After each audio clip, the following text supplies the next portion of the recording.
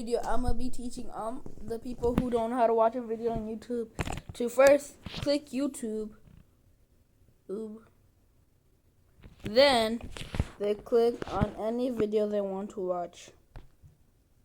I called the police after my mom abandoned my siblings at my doorpost moving out. I was making instant ramen when someone knocked on my door at 9 p.m. on a Tuesday. I opened it, and there stood my mom with my two younger siblings, Grace, who's 8, and Logan, who's 10. They had backpacks and looked confused. "Can you watch them tonight? I have plans," Mom said casually. "What? Mom, I have work tomorrow at 6 a.m. Thanks." She turned and walked toward the parking lot before I could finish talking. "How long is tonight?" I yelled after her. "I'll text you," she shouted back without turning around. Grace started crying. Logan just stood there holding his dead Nintendo Switch. I pulled them inside and called Mom. Straight to voicemail. I called 6 more times. Nothing. An hour later, she texted, "Stop being dramatic. They're your siblings. I raised you, now you help me out." I called again. She actually answered. "Mom, you can't just leave them here. I moved to Arizona with Kevin last week. I thought your aunt told you." "You what?" "Don't start. I deserve happiness too. Kevin got a job in Phoenix. The kids were holding me back from my new life. So you're just abandoning them? You're 23 with your own place. Stop being selfish. I did my time as a parent. Now it's your turn." She hung up and blocked my number. Logan asked for my leftover ramen. Grace asked when Mom was coming back. I said soon and turned on cartoons. I texted my Aunt Kim. "Did you know Mom moved to Arizona?" "Yeah, she told me last month. Said she was leaving the kids with you since you have space now." "I have a studio apartment." "Well, I can't take them. I have my own kids and Mark lost his job." I sat on my bathroom floor and called 911. 2 police officers showed up 30 minutes later. Officer Garcia and Walsh. They took my statement while Grace and Logan ate pizza rolls on the couch. "Your mother lives in Arizona now?" Garcia asked. "Apparently. She told me tonight. Just dropped them off and left." "And she's refusing to return?" "She blocked my number." Walsh made calls on his radio. Garcia talked to Grace and Logan separately. Turns out Mom had been staying in hotels for 3 weeks with Kevin, telling the kids they were on vacation. She pulled them out of school without telling anyone. No forwarding address. Child Protective Services showed up around midnight. A woman named Janet asked about my living situation and income. "Can you take temporary custody? I work 50 hours a week at a warehouse. I can barely afford rent. Foster care is extremely full. If you're family and willing, it's better for them." I looked at Logan and Grace, sleeping on my couch, sharing my only blanket. "Temporary," I said, "until you find Mom." Janet handed me paperwork. Next morning, I called my boss and explained. He let me take the week off unpaid. I got school transfer papers started. Bought air mattresses with my emergency savings. Called every number for Kevin. Nothing. 3 days later, Mom posted on Facebook from a California beach with Kevin, drinking cocktails. Caption said, "Finally living my life." I screenshot it and sent it to CPS and police. Mom's sister called screaming that I got Mom in trouble, and how dare I involve police in family business. I hung up. A week later, police in Phoenix found Mom at Kevin's apartment. She was served with abandonment charges and a court order to return. She refused and got arrested. Kevin bailed her out, then dumped her. 2 months later, CPS called. Mom signed away her parental rights rather than face charges. Aunt Kim suddenly wanted custody, but only for the Social Security survivor benefits from our dead dad. CPS denied her. I got permanent custody. My apartment denied my lease renewal because 3 people violated occupancy rules. I moved us into a 2-bedroom that costs way more. I work overnight shifts now, so I'm home when they're awake. Logan joined soccer. Grace stopped crying every night. Mom sent a friend request last month. I declined it. She texted from a new number asking if the kids want to video chat. I blocked it.